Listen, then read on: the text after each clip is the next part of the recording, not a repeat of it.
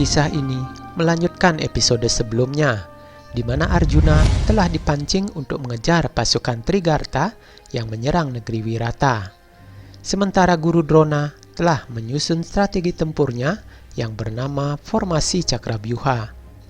Bima berkata, inilah alasannya mengapa Arjuna dijauhkan dari medan pertempuran. Pasukan kita akan dihancurkan oleh formasi Cakrabyuha ini. Para Pandawa merasa kebingungan untuk menghadapi formasi Cakrabyuha karena tidak seorang pun dari mereka yang mampu untuk menembusnya.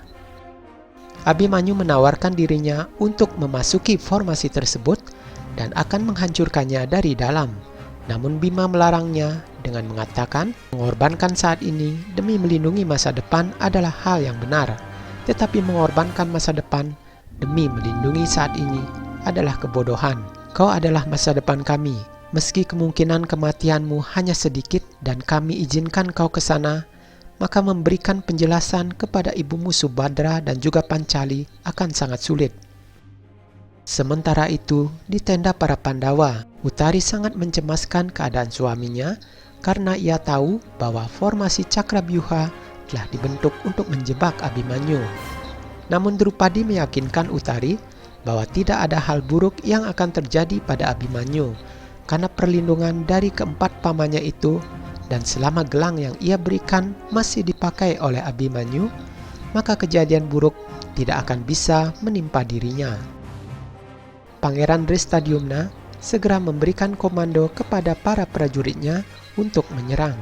Namun ribuan anak panah telah melesat dari pusat formasi Cakrabyuha dan menghujami prajurit Pandawa.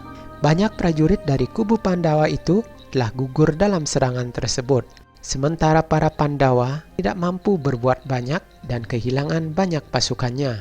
Melihat hal itu, Abhimanyu tidak tinggal diam. Ia menawarkan diri untuk segera memasuki formasi itu. Pamannya Sadewa berusaha mencegah niat Abhimanyu karena ia tahu bahwa Abhimanyu hanya bisa memasukinya saja. Namun ia tidak tahu jalan untuk keluarnya. Di perkemahan Pandawa, kabar mengejutkan dibawa oleh Dayang dengan membawa seutas gelang milik Abhimanyu yang telah ditemukan seorang penjaga tergeletak di atas tanah.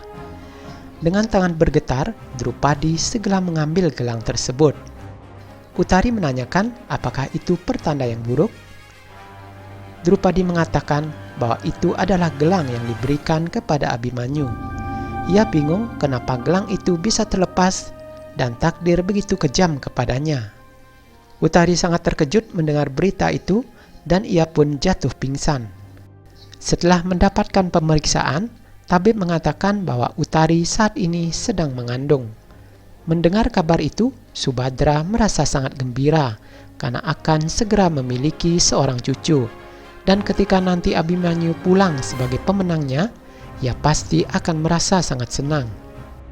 Drupadi hanya tersenyum dengan getir karena ia tahu nasib apa yang akan menimpa Abhimanyu di medan pertempuran. Sementara itu, pasukan Pandawa telah berhasil dihancurkan oleh pasukan Kurawa. Prajurit mereka berkurang dengan cepat. Abhimanyu mendesak Yudhistira agar memberikan perintah kepadanya untuk memasuki formasi tersebut. Namun niatnya dicegah oleh Raja Drupada. Drupada berkata, "Aku bangga dengan keberanianmu itu, tapi kau tidak perlu memasuki formasi yang sesulit ini. Aku sudah menerima pengetahuan dari Guru Bharadwaja, begitu juga dengan Drona. Aku akan menghancurkan formasi itu secepatnya." Raja Drupada segera menggempur pasukan Kurawa dan berusaha menerobos masuk ke dalam formasi Cakrabyuha. Di pusat formasi, Duryodhana menanyakan kepada gurunya apakah Raja Drupada itu akan mampu mematahkan formasi yang dibentuknya. Drona berkata, di pertapaannya, ayahku telah mengajari Drupada formasi Cakrabyuha ini. Raja Gandhara Sangkuni pasti telah melupakan hal ini. Namun Sangkuni telah memastikan bahwa rencananya pasti akan berhasil. Ia berkata, jika aku tidak melihat rencana kita dari semua sudut, maka tidak akan aku sebut sebagai sebuah rencana, melainkan hanya sebuah mimpi. Dan jika berhubungan dengan mimpi, aku tidak punya keyakinan akan hal itu. Rencanaku ini pasti tidak akan gagal. Dan hari ini juga Abimanyu akan mati di medan pertempuran ini. Ia pun memberikan isyarat kepada Raja Sindhu untuk menghadang Drupada. Raja Drupada yang mencoba untuk menerobos masuk terpaksa berhadapan dengan Raja Sindhu. Jayadratha berkata, "Aku telah selesai melakukan pertapanku. Pertapan yang sangat berat, bahkan bagi pertapa yang lebih kuat dari Risi Daniji, dan memaksa Mahadewa untuk mendoakanku. Hari ini sebelum senja, aku akan menguasai medan perang ini. Kecuali Arjuna putra Pandu, tidak seorang pun yang akan mampu membalas seranganku. Saat melihat keberanianku nanti, sehebat apapun orang itu tidak ada artinya di hadapanku." Jayadratha membidikkan anak panahnya ke arah Raja Drupada dan mengikatnya dengan kesaktiannya.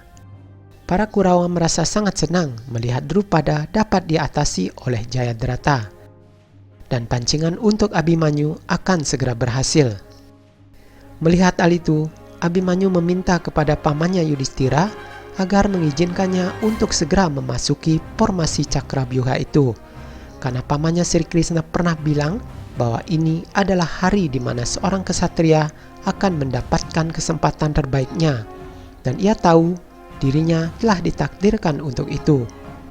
Yudhistira menolak permintaan Abimanyu yang mengatakan bahwa dirinya pernah mempertaruhkan saudara dan istrinya hanya demi untuk permainan dadu. Namun kali ini ia tidak berani mempertaruhkan nyawa anak-anaknya dalam medan pertempuran ini.